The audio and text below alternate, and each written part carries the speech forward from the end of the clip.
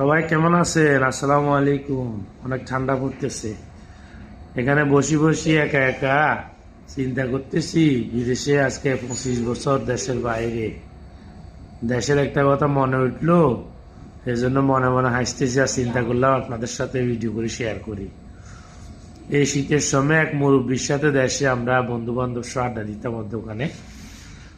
তখন যাইয়া ওই মুরব্বীর সাথে কথা হইতো, তো মুরব্বীর কথাবার্তা খুবই সুন্দর মনে হইতো, হাসতাম শুধু। তো এই মুরব্বী একটা কথা গেছিল সিলেটে, সিলেটে যাইয়া মাল সামানা ওই আত্মীয়র বাসায় গেছে, দোকানের মাল কিনছে। তো কিনে আসার সময় ট্রেনের ভিতরে ঠান্ডা, তো ঠান্ডার ভিতরে মুরব্বী মানুষ, কিছু নাই, কাপড় চোপড়, ভালো কাপড় চোপড় নাই।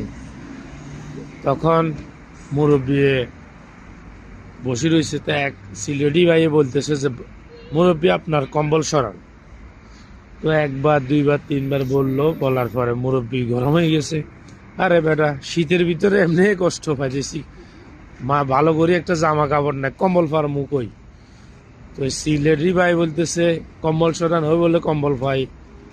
প্রচন্ড ঝগড়া সৃষ্টি হয়েছে। এবার মানুষ আসি মিলে বললো যে কি হয়েছে, বললো যে এমনি এমনি এই ব্যাপার। তো এবার সবাই বলে যে মানুষের এক দেশের গালি আর এক দেশের বুলি।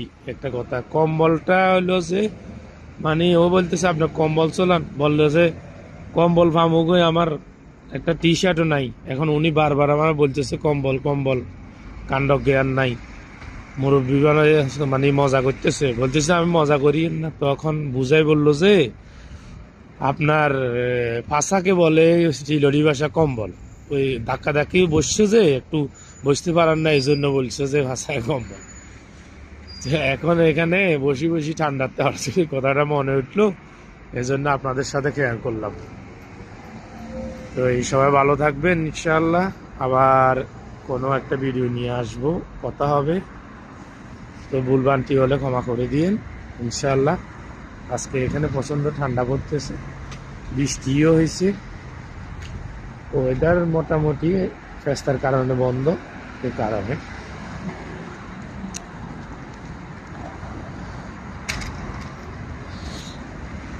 সবাই ভালো থাকবেন, ইনশাআল্লাহ আবার দেখা হবে।